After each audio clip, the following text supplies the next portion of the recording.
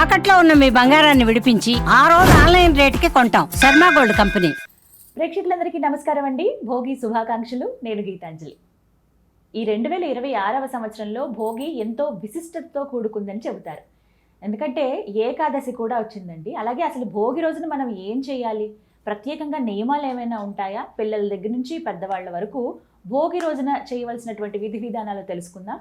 వివరించేందుకు ప్రస్తుతం మనతో పాటు ఉన్నారు ప్రముఖ జ్యోతిష్యులు, సంకల్ప మందిర్ నిర్వాహకులు బ్రహ్మశ్రీ నందిబట్ల శ్రీహరి శర్మ గురువు గారు. వారితో మాట్లాడదాం. గురుగారు నమస్కారం అండి. వాగర్థావివ సంపృక్తౌ వాగర్థ ప్రతిపత్తయే జగతః పితరౌ వందే పార్వతీ పరమేశ్వరౌ. ఆదిత్యాయ చ సోమాయ మంగళాయ బుధాయ చ గురుశుక్రశనిభ్యశ్చ రాహవే కేతవే నమః. శృంగేరి జగద్గురు పీఠాధిపతులకి, కంచి పీఠాధిపతులకి నమస్కారములు తెలియజేసుకుంటూ కార్యక్రమాన్ని ప్రారంభిద్దాం. గురుగారు భోగి శుభాకాంక్షలు. మీకు సుమన్ టీవీ యాజమాన్యానికి, పనిచేసే సిబ్బంది అందరికీ, ముఖ్యంగా వీక్షిస్తున్నటువంటి మన అశేష జన ప్రేక్షకులకి భోగి పండుగ శుభాకాంక్షలు.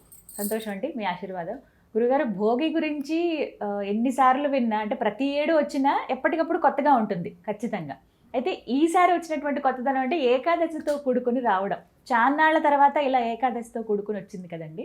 మరి ఏకాదశి ఇలా భోగి రోజు రావడం ఎలా చూడాలి, అలాగే భోగి రోజున ఖచ్చితంగా ఈ పనులు చేయాలి, ఈ పనులు చేయకూడదు అంటూ నియమాలు ఏమైనా ఉన్నాయా, ఎలా జరుపుకోవాలి అసలు ఈసారి? మనకు భోగి అనేటువంటిది సంక్రాంతి ముందు రోజు జరుపుకునేటువంటిది.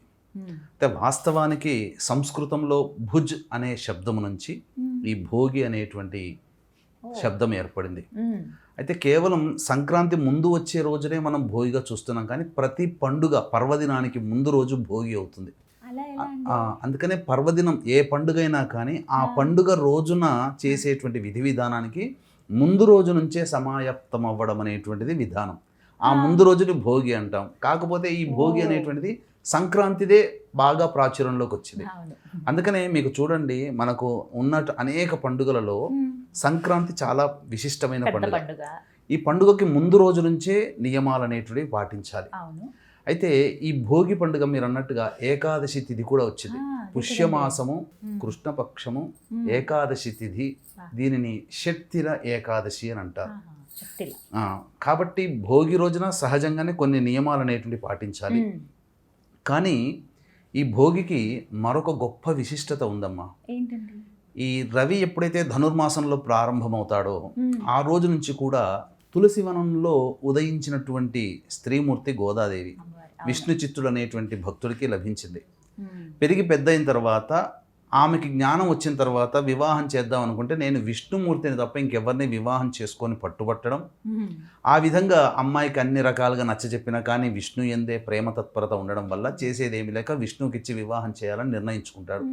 ఇక తన భర్తని పొందాలి, విష్ణువునే పొందాలనే ఉద్దేశంతో రవి ధనుస్సు రాశిలోకి ప్రవేశించిన దారభ్యత మొదలు 30 రోజుల పాటు ఒక్కొక్క పద్యాన్ని, దాన్నే పాశురం అని అంటారు, అది ఆ స్వామిని భక్తిపూర్వకంగా సమర్పిస్తూ పాడుతూ భక్తిగా, అలాగే పొంగలి మాత్రమే నైవేద్యముగా భుజిస్తూ, నైవేద్యంగా పెట్టిన పొంగల్ని భుజిస్తూ 30 రోజులు గడిచిన పిదప ఆ యొక్క రంగనాథుడు ప్రత్యక్షమై నేను వివాహం చేసుకోవడానికి సిద్ధంగా ఉన్నాను, పలానా రోజు రామ్మ నేను వివాహం చేసుకుంటానని చెప్పగా, తండ్రికి ఇదే విషయం చెప్పగా అంగరంగ వైభవంగా మేళతాళాలతో శ్రీరంగపురానికి చేరుకొని అక్కడ గోదాదేవికి వివాహం, శ్రీరంగనాథుడితో వివాహం జరిపించడం. ఆ విధంగా ఆ గోదాదేవి ఆ రంగనాథుడిలో ఐక్యం అవ్వడం ఈ భోగి పండుగ రోజున జరిగింది. ఇది అందుకనే గోదా కళ్యాణం ఈ రోజు నిర్వహిస్తారు. ఈ రోజు వివాహం చేయగానే అంతరాలయానికి ప్రవేశించి స్వామిలో ఐక్యం అయిపోయింది, సాక్షాత్తు లక్ష్మీ స్వరూపం. అందుకనే గోదా కళ్యాణము, నారాయణ కళ్యాణం ఈ రోజున చేయడం చాలా విశేషం. ఎవరైతే వివాహం కాని అబ్బాయిలు అమ్మాయిలు ఉంటారో ఈ రోజున విష్ణుమూర్తికి కనుక కళ్యాణం జరిపించినట్లయితే తప్పకుండా కళ్యాణ దోషాలు తొలగిపోతాయి. దాంపత్య సమస్యలు ఎదుర్కొనే వాళ్ళు కూడా చేయించినట్లయితే తప్పకుండా మళ్ళీ తిరిగి భర్త భార్యని, భార్య భర్తని పొందడం జరుగుతుంది. అందులో సందేహం లేదు.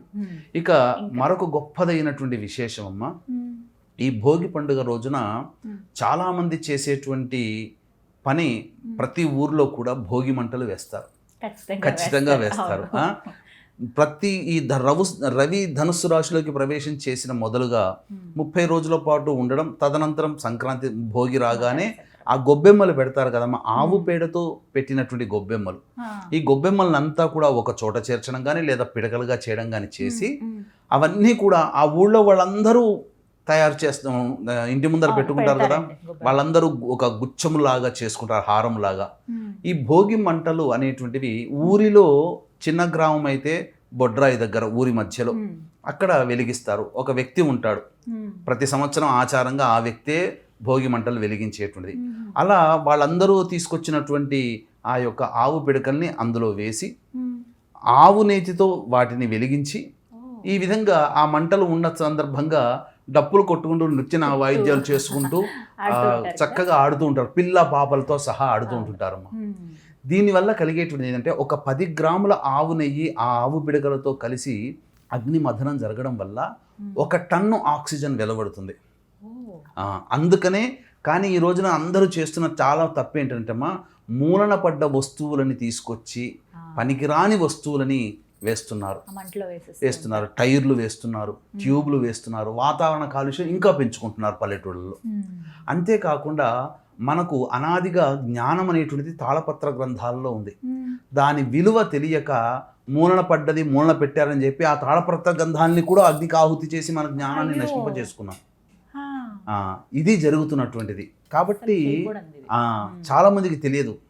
అంతేకాకుండా పంచపల్లవాలు అంటారు, అంటే మర్రి, మేడి, జువ్వి, మోదుగా, మామిడి, ఈ 5 వృక్షముల యొక్క కాండములని అనగా కట్టెలని ఆ యొక్క భోగి మంటల్లో వేసినట్లయితే అసలు వాతావరణంలో ఉన్నటువంటి సూక్ష్మక్రిములన్నీ కూడాను సంహరించబడతాయి.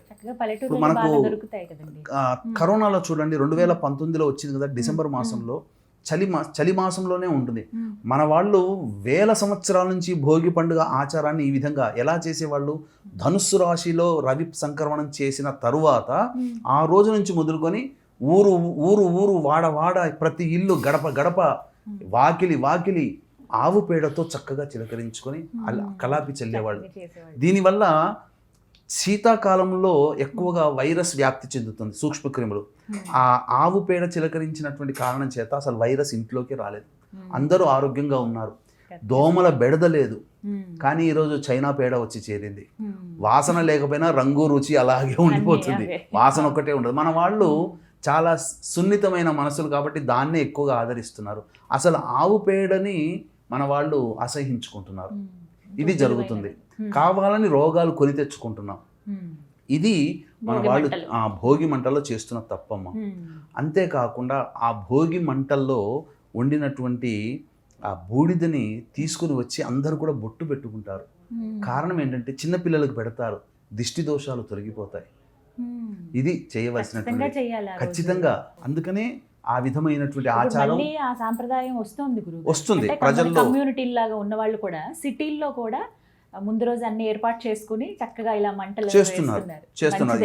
ఇప్పటికీ ఆ రకమైనటువంటి సిటీలో కూడా వాతావరణం పెరుగుతుంది, విదేశాల్లో కూడా బాగా పెరుగుతుందమ్మా. ఎంత బాగా చేసుకుంటారు పండుగలు. అంతేకాకుండా ఇక్కడ సంబంధించినటువంటి ఈ రోజున ఏకాదశి కూడా అవ్వడం. అసలు ఈ భోగి, సంక్రాంతి, కనుమ ఈ 3 రోజులు కూడా చాలా నియమనిష్టలతో గడపాలి. అంటే ఉపవాస నియమాన్ని పాటించాలి. లేకపోయినట్లయితే కనీసం భోగి రోజునైనా, కనీసము భోగి సంక్రాంతి రోజునైనా కానీ ఉపవాస నియమం పాటిస్తే మంచిది. లేకపోతే కనీసం సంక్రాంతి రోజునైనా పాటించమని. కానీ ఈ రోజున 14వ తారీఖు రోజున భోగి వచ్చింది కాబట్టి ఏకాదశి కూడా అయింది కాబట్టి ఉపవాస నియమాన్ని సంక్రాంతి పండుగ రోజు ముందు రోజున ఉపవాస నియమాన్ని పాటించినట్లయితే చాలా విశేషమైన యోగం అమ్మ.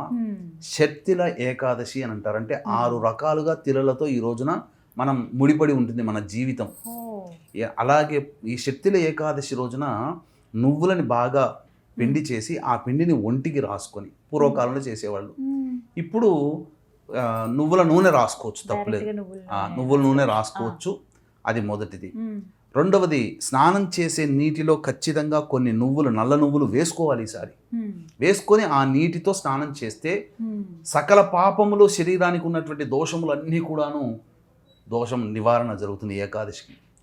తర్వాత నువ్వులని కొన్ని భుజించాలి, కనీసం 6 గింజలనైనా ఈరోజు భుజించమని శాస్త్రం. లేదా నువ్వులతో చేసిన పిండి వంటల్ని భుజించాలి. 4వది, నువ్వులని దానం చేయడం. అంటే ఏ విధంగా చేయాలండి అంటే దానం అనేది? మనం ఎవరైనా బ్రాహ్మణుని పిలిపించి నువ్వుల దానం చేయవచ్చు. మ్మ్. అలాగే విష్ణు సహస్రనామ పారాయణం చేయడం కూడా శక్తిల ఏకాదశిలో భాగంగా ఇది. ఓ. ఆ, అలాగే నైవేద్యం మ్మ్. 6వది. నైవేద్యం నువ్వులతో చేసినటువంటి పదార్థాలు, లడ్డూలు కానీ ఇంకేదైనా అప్పమ్ములు కానీ అవి నైవేద్యంగా పెట్టాలి. ఈ విధంగా 6 విధాలుగా ఈ నువ్వులను ఈ రోజున మనం ఉపయోగించుకున్నట్లయితే ఆ శక్తిల ఏకాదశి పుణ్యఫలాన్ని పొందిన వాళ్ళం అవుతాం ఉపవాసం ఉంటే. చేసుకోవచ్చు. భోగి పండుగ రోజున సంబంధించినటువంటిది కూడా ఉంటుంది. మ్మ్. ఇక ఈ ప్రధానంగా ఈ యొక్క భోగి పండుగ రోజున మ్మ్. పిల్ల పాపలు అందరూ కూడా ఇంటికి వస్తారు కదమ్మా. ఆడపిల్లలు, అందరూ అల్లుళ్ళు ఉంటారు ఇంట్లో. అందరూ ఉంటారు. మ్మ్. కాబట్టి సరదాగా సంతోషముగా మ్మ్. గడిపేటువంటిది ఈ భోగి పండుగ. ఎందుకంటే మనది వ్యవసాయకమైనటువంటి దేశము కాబట్టి ఆ వ్యవసాయకమైనటువంటి దేశంలో వ్యవసాయమే ప్రధానం కాబట్టి పంట చేతికి వచ్చి ధనము నిండుగా ఉండేటువంటిది. పొలం యజమానులు, పొలంలో పనిచేసే కూలీలు, వాళ్ళకందరికీ కూడా డబ్బులు బాగా నిండేటువంటి రోజు కాబట్టి అన్ని కుటుంబాల వారు ఈ భోగి, సంక్రాంతి, కనుమ వీటన్నిటిని కూడాను ఆచరించాలి. అంతేకాకుండా ఈ రోజున ప్రధానంగా మ్మ్. కొత్త బట్టలు ధరించాలి. ఈరోజు సంక్రాంతి అన్ని కొత్తవి, మ్మ్. అంటే పాతవి వదిలిపెట్టి కొత్తవి స్వీకరించాలి భోగి. ఎందుకంటే సంక్రాంతి రోజున ఉత్తరాయణం కదా ప్రవేశం చేసేది రవి. కాబట్టి ఇక్కడ గమనించాల్సింది ఏంటంటే మన వాళ్ళు పాతనున్న వస్తువులని తీసుకొచ్చి వేస్తున్నారు. కట్టెలు, మంచాలు ఏవి పడితే అవి తీసుకొచ్చి అందులో వేస్తున్నారు. పనికిరాని ప్లాస్టిక్ వస్తువులు మనం ఎప్పుడో ఉపయోగిద్దామని చెప్పి ప్లాస్టిక్ వస్తువులను పెడతారు. పనికిరామని చెప్పి భోగి పండుగ కోసం కూడా వాటిని దాచిపెట్టే వాళ్ళు ఉన్నారు. మ్మ్. దీనివల్ల చాలా విషవాయువులు పెరిగి మనం ఇంకా కూడా శారీరకంగా ఇబ్బందులు పాలవుతాం. మ్మ్. కాబట్టి అటువంటి వాటికి చోటు ఇవ్వకుండా ఈ భోగి రోజున, సంక్రాంతి రోజున, కనుమ రోజున అందరము కూడా చక్కగా దానములు చేయాలి. అన్నిటికంటే కూడా ఒక గొప్పదైనటువంటి విశేషం ఉందమ్మా. మ్మ్. ఈ భోగి రోజున వామనావతారం ఎత్తి మ్మ్. 3 అడుగులు దానం తీసుకుంటాడు కదా బలిచక్రవర్తి నుంచి. 3వ అడుగుగా బలిచక్రవర్తిని అధఃపాతాళ లోకానికి పంపించిన రోజుగా హా. ఒక పురాణ ప్రాశస్త్యం ఉన్నది. అందుకని ఈ రోజున వామనావతార విశిష్టతని, బలిచక్రవర్తిని స్మరించాలని మనకు శాస్త్రం చెప్పబడి ఉంది. మ్మ్. కాబట్టి చక్కగా అందరూ ఆచరించి చక్కగా శాకాహార భోజనము చేస్తూ ఈ పండుగలు 3 రోజుల పాటు ఉండి మన జీవితాన్ని మనం అభివృద్ధి పథంలోకి నడుచుకోవాలి. పిల్ల పాపలు ఎందుకు చెప్పారు అంటే మ్మ్. ఇప్పుడు న్యూక్లియర్ ఫ్యామిలీస్ అయిపోయినాయమ్మా. ఎవరికి వారే యమునా తీరన్నట్టుగా. అసలు ఎవరెక్కడ ఉంటున్నారో కూడా తెలియదు. పూర్వకాలంలో కన్న ఊరికి పుట్టిన ఊరికి దగ్గరకు వచ్చేవాళ్ళు. ఇప్పుడు ఆ రకమైనటువంటి వ్యవస్థ మ్మ్. హైదరాబాద్ అంతా ఖాళీ అయిపోతుంది. అంతేగా. ఎవరు ఉండరు, అందరూ పల్లెటూళ్ళకి వెళ్ళిపోతారు. పల్లెటూరుకి వెళ్ళిపోతారు. బాబాయిలు, పిన్నమ్మలు అందరూ ఒక చోట చేస్తారు. వాళ్ళ పిల్లలందరూ ఒక చోట చేస్తారు. ఆనందంగా చేస్తారు. అసలు ఒక రకంగా ఉండదు. మ్మ్. అన్ని ప్రాంతాలలో ఉత్తరాదిన కూడా ఇదే వ్యవహారం ఉంటుంది. అక్కడ లోఢి అనే నామంతో చెప్తారు. మ్మ్. కాబట్టి ఇంతకంటే కూడా గొప్పదైనటువంటి సంక్రాంతి రోజున వీక్షించేటువంటి సుమన్ టీవీ ప్రేక్షకులు కూడా ఎవ్వరికీ చాలా మటుకు తెలవనటువంటి అమోఘమైనటువంటి అద్భుతమైనటువంటి దాన కార్యక్రమాలు, పూజా కార్యక్రమాలు సంక్రాంతి రోజున చేయవలసిన వాటి గురించి ఒక వీడియో మనం చేస్తున్నాం. ఆ వీడియోలో సవివరంగా తెలియజేస్తాను. చేసిన తర్వాత ఇంతవరకు మనకు ఎవరు చెప్పలేదు ఏమిటి అన్నంత విధంగా ఉంటుంది ఆ పరిహారాలు. పరిహారాలు కాదమ్మా, చేయాల్సిన విధి విధానం మస్ట్ అండ్ షుడ్ అంతే. గురుగారు, భోగి రోజున పిల్లలకు భోగి పళ్ళు పోయాలి ఖచ్చితంగా అని చెప్తారండి. ఏ సమయానికి పోయాలి, ఎంత వయసు ఉన్న పిల్లలకి పోయాలి తెలియజేస్తారా? భోగి పళ్ళు అనేటువంటిది మనకు శిష్టాచారంగా వస్తుందమ్మా పిల్లలకి పోయడం. మనకు సాధారణంగా 6 ఏళ్ల లోపల పిల్లలకి, మ్యాక్సిమం 10 ఏళ్ల లోపల పిల్లలకి ఈ భోగి పళ్ళు పోయవచ్చు. అయితే భోగి పళ్ళు పోసే విధానంలో రేగి పండు, బియ్యము, చెరుకు గడలు, అలాగే రాగి పైసలు పూర్వకాలంలో వేసేవాళ్ళు. అంటే దీంట్లోని అర్థం ఏంటంటే ప్రధానంగా మనకు చిన్నప్పుడు పిల్లలు పుట్టినప్పుడు ఇక్కడ మూర్ధ్ని స్నానము స్థానము అని అంటారు. అంటే ఒక లొంత ఉంటుంది, గుంతలాగా ఉంటుంది, మెత్తగా ఉంటుంది. పెరుగుతున్న కొద్దీ ఇక్కడ మళ్ళీ బోన్ పెరిగిపోయి గట్టి పడుతుంది. ఇది బ్రహ్మరంధ్రము అని అంటారు. కాబట్టి ఈ యొక్క బ్రహ్మరంధ్రము అనేటువంటిది ప్రచోదము కావాలి. అప్పుడు ఏమవుతుంది, పిల్లల్లో ఆటిజం లక్షణాలు, బుద్ధి వికాసం కాకపోవడం అనేటువంటి ఈ కాలంలో ఎక్కువగా ఉన్నాయి. ఇందులో ఈ భోగి పళ్ళు పోసే అంతరార్థం ఇదే. పైగా ప్రత్యక్ష దైవం కనిపించే నారాయణుడు ఈ సూర్య భగవానుడు. అందుకనే రేగి పండుని సూర్య భగవాను గుర్తుగా చూస్తాం. ఒక దూరంగా ఇలా పట్టుకొని చూస్తే గుండ్రంగా ఉంటుంది. సూర్యుడు ఎలా ఉంటాడో అలాంటి వర్ణములో రేగిపండు, విరగగాసిన రేగిపండు అలా ఉంటుంది. మనకు బద్రీనాథులో నారాయణుడు వెలిశాడు కదా, అది బదరికా వనము. కాలక్రమేణా ఆ బదరికా వనంలో ఉన్నాడు కాబట్టి బద్రీనాథుడు అయ్యాడు. అలాగే లక్ష్మీ స్వరూపముగా భావించినటువంటిది ఏంటంటే సౌభాగ్యము ఇచ్చేటువంటిది ధాన్యము, లక్ష్మీ స్వరూపము. అలాగే చెరుకుగడ అమ్మవారు ధరించేటువంటిది. అలాగే ఈ రాగి పైస కూడా లక్ష్మీ స్వరూపం. కాబట్టి ఈ 4 రేగిపళ్ళు, రాగి పైసలు లేదా ₹1, ₹2 కాయిన్లు, అలాగే బియ్యము, చెరుకుగడలు ఇవన్నీ పట్టుకొని ఆ యొక్క భోగి పండ్లు పోసే పిల్లల్ని చక్కగా వరుసగా కూర్చోబెట్టి పెద్దలందరూ వచ్చి, ఆ ఊరి వాళ్ళు చుట్టుపక్కల వాళ్ళందరూ వచ్చి తల్లిదండ్రులతో సహా, తాత ముత్తాతలతో సహా 3 సార్లు క్లాక్ వైజ్, 3 సార్లు యాంటీ క్లాక్ వైజ్ దిష్టిలాగా తీసి పైనుంచి ఇలా ధారగా పోయమన్నారు. ఇక్కడ వేస్తే ఏమవుతుందనంటే, ఇక్కడ పోస్తే ఈ బ్రహ్మరంధ్రం ప్రచోదనం అవుతుంది, యాక్టివేట్ అవుతుంది. తద్వారా పిల్లల్లో బాగా బుద్ధి పెరుగుతుంది, జ్ఞాపక శక్తి పెరుగుతుంది, అలాగే తెలివితేటలు కూడా పెరుగుతాయి. అందుకనే ఆ కాలంలో ఆటిజం లక్షణాలు తక్కువగా ఉన్నాయి. ఈ కాలంలో 100 మంది పిల్లలు పుడితే 20 మందికి ఆటిజం భావాలతో ఇప్పుడు పుడుతున్నారు, చాలా చోట్ల చూస్తున్నాం. కాబట్టి అవన్నీ రాకుండా చేయాలి. అన్నిటికంటే కూడా ఈ యొక్క భోగి పళ్ళు వేసేటువంటి పిల్లలకు వేస్తాం కదా, పిల్లలు తూర్పు వైపున కానీ పడమర వైపున కానీ ఉండాలి, ఉత్తర దక్షిణాల్లో కూర్చోకూడదు. ఇది నియమం. అంతేకాకుండా ఈ సంక్రాంతి రోజున తిల ద్వాదశి కూడా వచ్చింది. సంక్రాంతి రోజున అంటేనే పెద్దలకి పిండ ప్రదాన కార్యక్రమాలు, తర్పణాది కార్యక్రమాలు చేస్తారు. కాబట్టి మీకు దగ్గరలో ఉన్నటువంటి 15వ తారీఖు రోజు సంక్రాంతి, మీకు దగ్గరలో ఉన్నటువంటి పండితులని సంప్రదించి తర్పణాది కార్యక్రమాలు, పిండ ప్రదానము చేయండి. అవకాశం ఉంటే చేసుకోండి. లేకపోతే మన పీఠం ఆధ్వర్యంలో సంక్రాంతి పండుగ రోజున ఈ యొక్క పిండ ప్రదానము, తర్పణము మీ యొక్క తండ్రి వైపు 3 తరాలు, తల్లి వైపు 3 తరాల్లో మరణించిన వారి ఆత్మతృప్తి కోసం చేస్తున్నాం. ఎందుకంటే రవి మకర రాశిలోకి ప్రవేశించేస్తాడు. తన సొంత కొడుకైనటువంటి శని భగవానుని ఇంటికి చేరుకుంటాడు. కాబట్టి పితృదేవతలు కొడుకుని ఇంటికి వస్తారు. ఇప్పుడు సంక్రాంతి రోజున ఎందుకు చేస్తారంటే, ఎందుకు చెప్తాంటారేనమ్మా, ఈ నవగ్రహాలలో రవి పితృకారకుడు, శని రవి కొడుకు. కాబట్టి రవి ఒక్కొక్క రాశికి చేరుతూ తన సొంత కొడుకైనటువంటి శని ఇంటికి వస్తాడు. ఆ సందర్భంగానే మకర సంక్రమణం అవుతుంది. సంక్రాంతి పండుగ చేసుకుంటున్నాం విశేషంగా. కాబట్టి మీ ఇంట్లోకి మీ పితృదేవతలు పైనుంచి మీ ఇంటి సింహద్వారం దగ్గర వేంచేస్తుంటారు సంక్రాంతి రోజున. కాబట్టి తప్పకుండా మీరు మీ దగ్గరలోని పండితుల చేత పిండ ప్రదాన కార్యక్రమం, కనీసం తర్పణాది కార్యక్రమాలు ఇవేవి మనకు చేత కాదండి. కొన్ని ఆహారపు వస్తువులు, కొన్ని స్వయం పాక దానము, పొత్తర్లు అంటారు, అవైనా కానీ బ్రాహ్మడికి ఇవ్వండి, లేదా అనాథలకు ఇవ్వండి మీ తల్లిదండ్రుల పేరు చెప్పి. ఇవి ఏవి మనకు లేదు, మనకంత కొద్దిగా అంత హడావిడిగా ఉన్నామనంటే మీ తరపున బ్రాహ్మణుని కర్తగా పెట్టి ఈ యొక్క కార్యక్రమాన్ని దిగ్విజయంగా జరిపించే అవకాశం, వెసులుబాటు మన పీఠం ఆధ్వర్యంలో 15వ తారీఖు సంక్రాంతి రోజున ఉదయం 8 గంటలకి ప్రారంభమవుతుందని చెప్పవచ్చు. మొత్తంగా భోగి ఇలా జరుపుకోవాలి. సంక్రాంతికి ఒక అద్భుతమైన వీడియో రాబోతుంది. సరే, ధన్యవాదాలు గురుగారు. సర్వం శ్రీ ఉమామహేశ్వర పరబ్రహ్మార్పణమస్తు.